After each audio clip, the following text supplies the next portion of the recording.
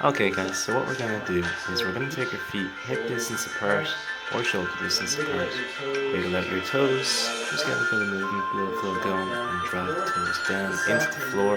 Going to soften your knees, brace your core, take a deep breath in through the nose, raise up through your sternum and your chest, and slowly as we inhale, raise your hands overhead. You can interlink your fingers or even grab yourself around the wrist.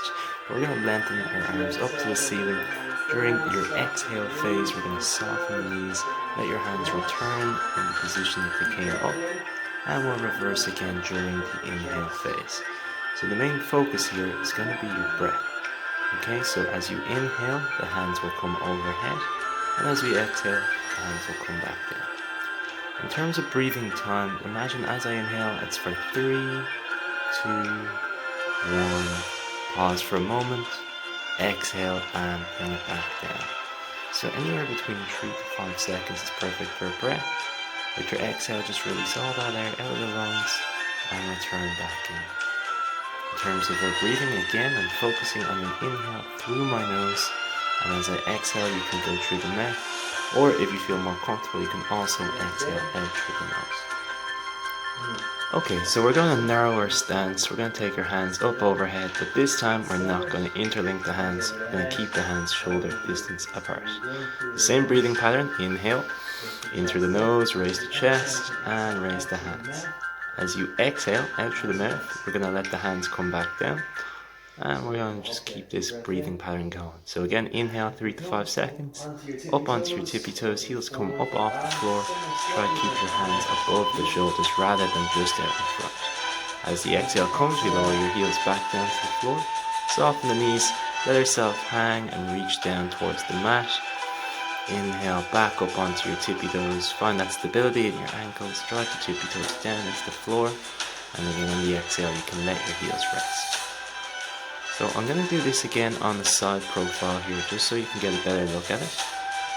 Again, sometimes it can be hard to see from one angle, so again I will make that change possible for you. Bear with me for just a few seconds. Here we go. So this is an interesting bonus, okay? So we have neutral back. What I'm doing is I'm bringing my head to the right and bringing my hips towards the left. I can press into my legs to help me. One knee can stay slightly bent and one can be extended. And what I'm doing to alternate is I'm reaching down to the floor just to give my lower back that little bit of a stretch. So as I said before, here's just that side profile view. If you notice just there, my hands are a little in front of my head, so ideally I'm going to get those thumbs a little further back. I will resolve that there in the next movement, but still, for now, pressing my hands into my thighs to help create that kind of flat spine. But as I come back up onto my toes, keep the balance, get those hands right overhead. That's it. Now in terms of rib cage, try not to open it too much. Keep your abs braced. Exhale, reach down, keep your head nice and long. Perfect. Now again, pressing in, bring the head towards one direction, hips to the other. There you go, head to the right, hips to the left. I'm pressing into my left arm and keeping my left leg straight. Okay, head to the left, pressing down through my right arm, slight bend in my left. And that's it. It's a really nice extra movement just to kind of get a little more of your lower back and the side. So again, this is just basically a standing cat pose. So again, just tuck your chin to your chest, revert back to neutral spine. And again, just moving between these two is great, not even just for your posture and stability, but again, just to let you get those little hard to reach areas out of the way.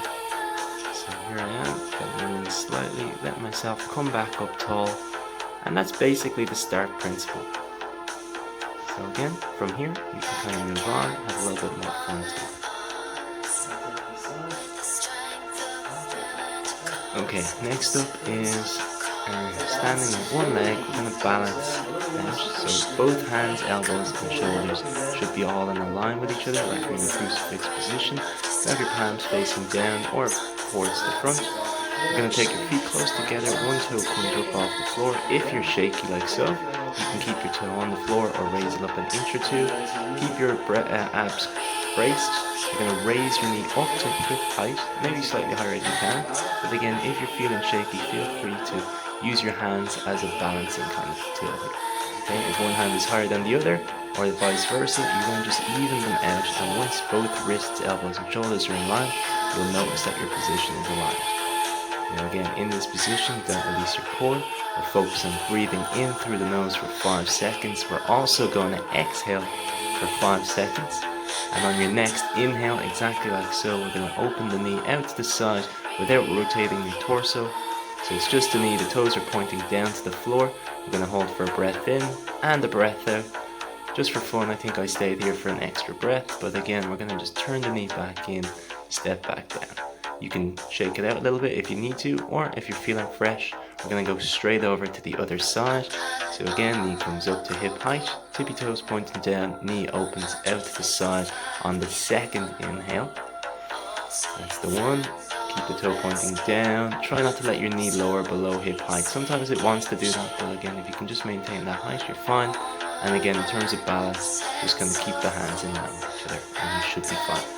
So knee comes back in front, abs are tight, and we're going to squat back down towards the floor.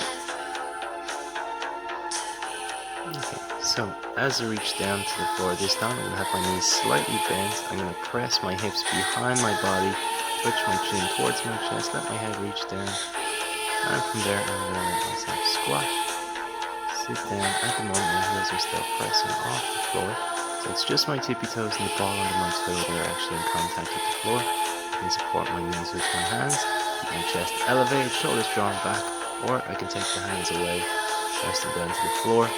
But what we'll do from this position anyway is we're going to do a lateral step out. So decide whichever direction you want to go out first. You don't want to take a short, small distance. So see, as I've taken here now, it's not going to work. I need quite a long, wide step out to the side. So what we're going to do is we're going to keep your heel up off the floor on that right side, as you can see there. I'm going to take the right hand to the inside of my right knee, which isn't shown here. At the moment my right hand is on the outside, but I'll show you more on the next side why that's better. At the moment I'm going to point out my toes, turning my toes towards the camera and pointing them away, as you can see there as well. That's just going to help with your hip flexibility, and this is going to help a little bit more. So down into a sniper stretch. We're going to take our hands out to one side and take your foot out to the top corner of the mat on the other. We're going to realign our position, get your back up nice and straight. Hips are over the shoulders, shoulders are over the hips, and head, back foot is pointed. We're going to lean back, and we're just going to do a few sways left to right and try to turn your torso into it gently. Okay, so this one's really nice in your lower back, multiple areas. Hands come over the head, and we're going to come down into a deep lunge, again keeping the front heel flat to the floor, reaching down into it. Now because my left hand is over the head, I can actually use my right hand to pull my left wrist and kind of lean a little over towards my right hand side, just for a little extra stretch up to the left side of your body there. I'll show you more of that on the next side, but for now, just going to play with it. We're going to reach down to the floor, reposition and ground yourself. We're going to use that movement to step ourselves back, or even lean deeper into the stretch just for a little bit before we ease back out. So as you can see here, pushing my hips down to the floor, turning to look over across my right shoulder. If I feel able in my upper back, I can raise my hand up to the ceiling. If you feel like you're not stable, just keep your hand down on your knee, or even just return it to the floor. From there, we're going to turn ourselves back in. We can either walk our feet back in together, which we will do, or if I wanted to, I could have gone straight over to the opposite side. So it's going to look the exact same here. Let me just do a little moonwalk here, because I realized I'm going the wrong direction. There I go. Okay, so what we're going to do is we're going to do the exact same movement on the other side. I'll start us off with our knee up to hip height, extend out to the side just so you can see this. And again, the amount of reps that I do, you can obviously do more and more. I've really drawn out the time of my breathing just to kind of intensify the movements a little bit more, and to show you what you really should be kind of aiming for. So again, knee is up to the side, going to extend, take it back down to the floor. I'm going to squat down to the mat in this position. Again, hips go back. You can have your knees slightly bent. I'm going to bend my knees and sit down to the floor. But because I'm going to be facing the wrong direction anyway, I'm going to reposition here. So nice neutral flat spine there. Perfect. Hands come behind the back. This is just a bonus. We can do this at any time. But again, really nice on the back of your shoulders, your upper back. I've interlinked my fingers. I'm pressing the hands behind my body, or I'm grabbing myself by each wrist. I'll do both and extend that just to get that nice crack raise your baby fingers up to the ceiling, and so forth. Now shake out, loosen out your neck and shoulders. Okay, so again, we're coming back down here now to our wide stance. As I said last time, this time I'm going to be dropping down onto my left leg, which is stage left, and you're looking at your right.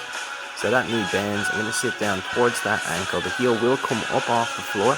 I'm going to use my left hand on the inside of my left knee, and you'll see there, what that will help me do is actually stop my left knee turning in towards my center line, and kind of, one, making things easier for me, and two, is taking away a lot of that stretch. So there we go, left hand braces on the inside of my knee, that stops it turning in, and my right hand there is just gently guiding the back of my hamstring, just as I turn my toes down. That can be a little intense on your hip or knee. Very common in Muay Thai as well for your roundhouse kick. So it is a really nice movement to practice. And if you can, take the hands away and just try to balance as you do the movements.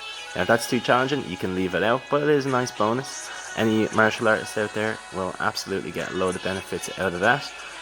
But again, don't try to kill yourself. This is just a nice flow, and I enjoyed doing it. So, if you enjoy it too, give it a whirl. If not, look, you're coming back out of it anyway now.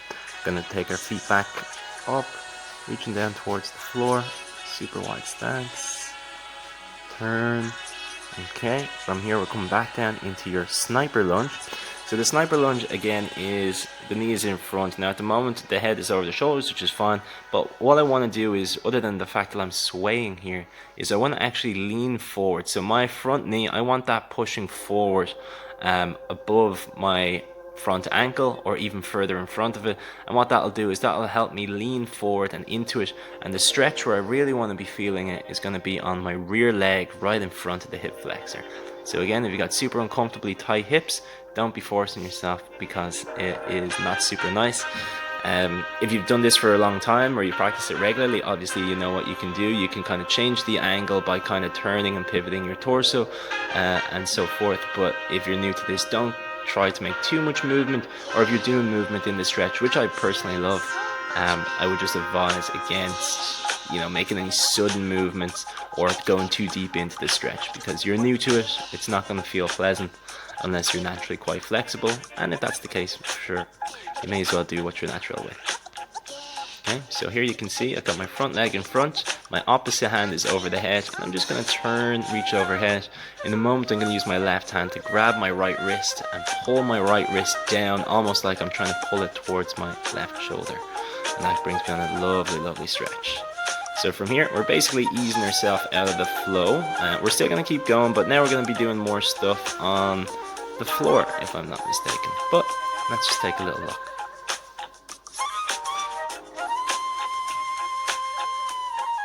So as you can see, we're definitely coming back into our roll.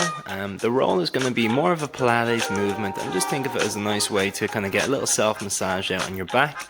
We're going to tuck our chin to our chest. We're going to round your spine. So you don't want a neutral spine, because if you have a neutral spine, when you roll down to the floor, you're just going to get yourself stuck. So try to really round your back, roll back up to the back of the shoulders, come back down to your tailbone, try keep your tippy toes or heels and feet off the floor, and try to kind of control yourself. While you're getting used to it, you can of course use a little bit of extra momentum to help you, or use your fingertips on your knees or shins for balance. But as time goes on, we want to try kill all momentum and just get used to that. But again, don't worry about it too much. We're just doing it for that little bit of a stretch, a little bit of movement and so on, so it's not overly important. But for now, what we're going to do is we're going to get a little more of a stretch. So we're going to take your hands out into a lying T position. So palms facing up to the ceiling, one knee comes up over the hip, and we're going to take that knee across to the opposite side. So if that's my left knee, it comes over to the right, I'm looking to my left, and again we get this cross body stretch.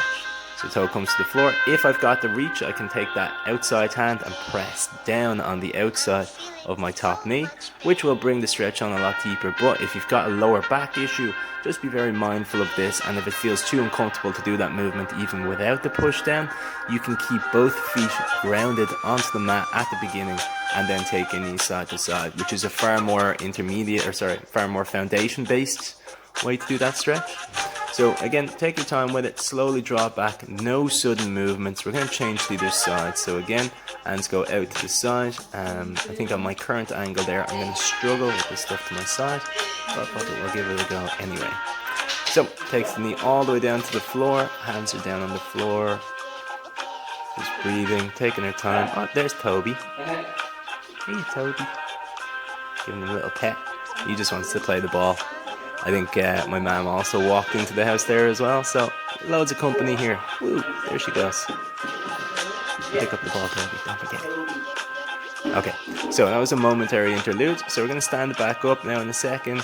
For now though, again, just to kind of keep a little bit of core strength going, elbows and shoulders on the floor, brace your lower back or hips, and again from here, one leg stays straight, the other leg, we're going to try extend and stay straight. Curl your toes, point your toes, wriggle them around just to get that movement in that hamstring. Again, can be super tight and uncomfortable. Opposite side, one leg stays straight, the other one comes down 90 degrees. Curl the toes, as you can see it moving around a little bit there. It can be slightly uncomfortable, don't kill yourself. From there though, again, we're going to lower the legs over, down towards the floor. Knees come rest the head. If that's comfortable for you, perfect. If it's not, what we can do is we can take the hands overhead, reach towards our tippy toes. If this feels a little uncomfortable on your neck, obviously don't do it. Anyone who's done martial arts or any kind of training like that before, if you're comfortable in this position, just kind of hang out there for a while. It shouldn't be uncomfortable or painful. If it is on your neck, you're probably doing something incorrect there. So just ease back out of it and don't worry too much. For now, what I'm doing here is I'm crossing one leg over in front of the knee. What I'm going to do is I'm going to bring the legs down to the floor in a moment. For now, I'm just kind of feeling out my body, making sure everything feels okay in the hips and lower back. If you're feeling fresh too, just bring your foot straight down to the floor. What we're going to do from here is reach one hand through both legs and the other hand's going to reach around. You can join your hands or gable grip your hands together. You can even reach across your shin for a deeper stretch if you feel into that. That might be a bit uncomfortable for new people, so don't be worrying about that. Reach straight around your own hamstring. And again, what I'm doing is I keep my head and shoulders on the floor. I'm using my knee and hands to pull my ankle that's resting on the knee towards my head. So it can actually come on really intensely. Don't go crazy here, guys. Like I said, I've gone around the shin, but you can go around the hamstring in case that feels a bit uncomfortable. And like we did on the other side with our T position, you can also rotate side to side with this movement. So as I bring my knees to that side, imagine I want the sole of my foot resting down to the floor. I can look that side, breathe. So I'm still getting that deep stretch, but now I'm getting a little more in my lower back. Again, just take your time with these. If it feels a little intense, you do not need to do it. I'm just giving you some variations and flow ideas. We're nearly towards the end as well. We've only got about 5 minutes left of actual work. But from here, what we're going to do is we're just going to kind of stretch out. Now, I've got very tight groin and abductors, so as you can see, my knees are quite high up off the floor. I want to make sure that the little arch under my lower back here is flat to the floor. So normally there should be a little gap. I'm going to try kind of brace my core and compress my back into the floor. Instead of having my knees so high and my soles together, I'm going to crisscross my feet, and that will allow my knees to come down a little bit lower with my spine flattened into the mat too. I can let my hands stay overhead, which is a little more stretch, or down by my sides, or even across my shoulders and chest.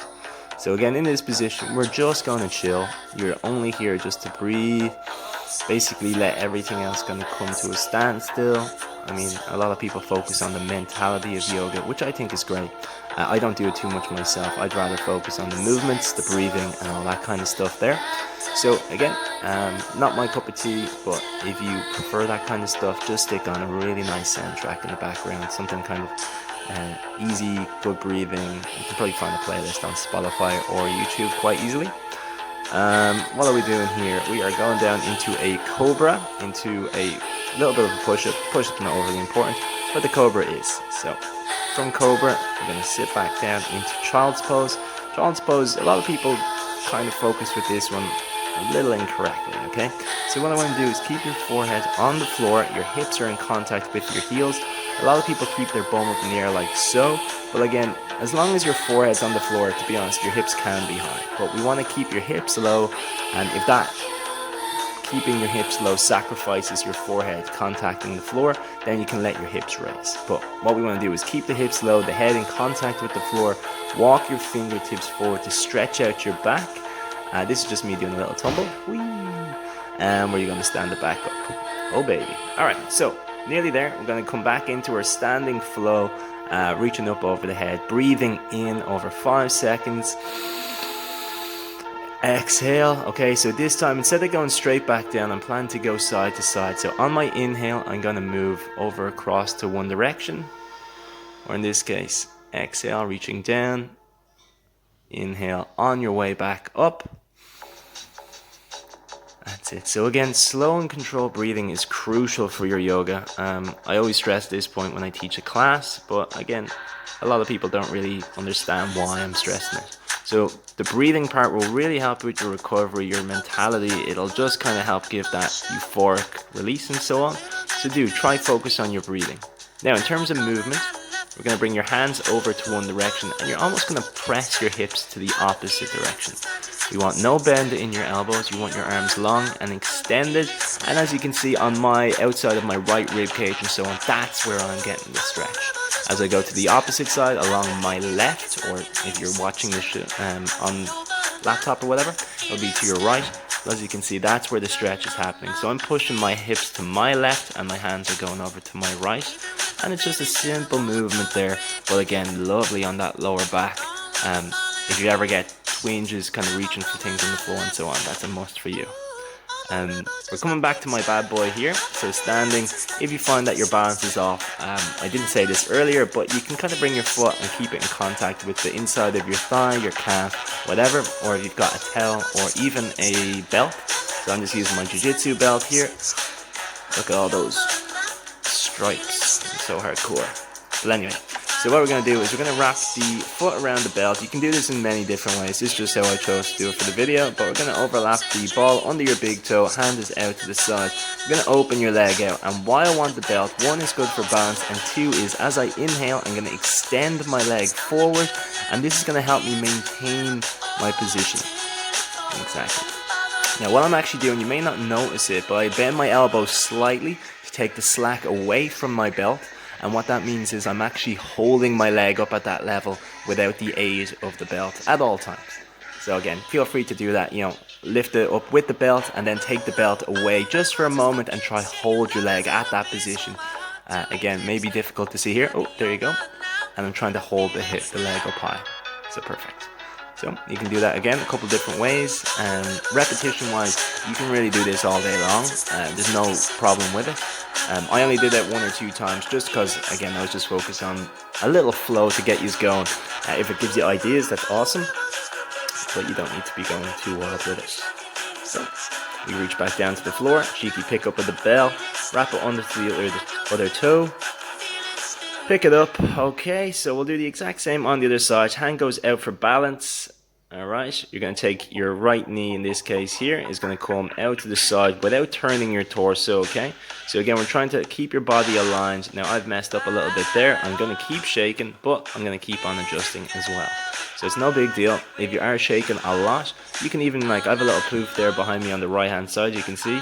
You can put your foot up onto something like that just for a little base and something to put your foot down to every so often.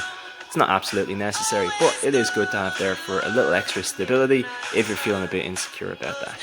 But again, you're at home, you're in isolation. What's the worst that could happen? You fall over, you break a few ornaments, big whoop. Alright, so again, just challenge yourself, enjoy it. Bit of crack, losing the balance, taking me out in front, getting shaky here, trying to keep my cool. Will I keep it? So far I look okay. Release. Alright guys, nice. So after that, we're going to take the foot back down towards the floor. Just give your body a little bit of a shake out. There's loads of movements that we could have incorporated today here. Repetition wise, don't be worrying about what I've done. Just try to do the movements, synchronize them with your breathing. The breathing really is one of the most crucial and important parts of yoga. Again, I don't find so much that I focus on the, what would be the word, the kind of, the chakra aspects of yoga and stuff like that. I just like to focus on the breathing, the stretching, and the movements and so on. That's what I really enjoy about it. When I'm doing it on my own, I get a really good kind of meditative state. But at the same time, I don't tell people to imagine that they're in a cheery meadow full of sheep and start to get people snoring on me and stuff like that. like I said, there's no problem with that type of yoga. It's beautiful. It's really, really fun. I've done it myself. I love a hot yin class. I think they're so nice. And they're a little bit nicer, you know, you hold the positions and so on. So absolutely, there's no problem with them. It's just I find it difficult to coach people by telling them to do that kind of stuff because it doesn't suit my personality or whichever. I do find myself quite relaxed and chill, but you know, there's relaxed and chill, and then there's sometimes you feel like you're a phony, and that's something I don't want. So we're going to finish up, little movement in your neck, your shoulders. I've rewrapped the belt here, as you can see, just so I can kind of get a little extra movement in my neck and shoulders. But guys, this has been the end of my video. I'm just going to bow out now. I'm going to go cut off the gas or some mad shit like that. But yeah, basically, that was my first yoga video. I hope you enjoyed it. I'm going to go, as I say, cut off the gas.